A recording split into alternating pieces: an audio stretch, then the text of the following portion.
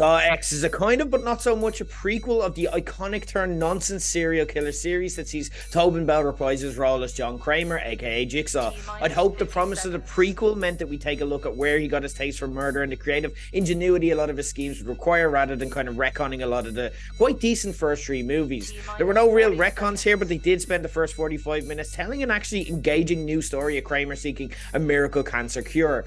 This was a down to earth, easy to understand, at times even funny, and built up our core characters better than a lot of movies.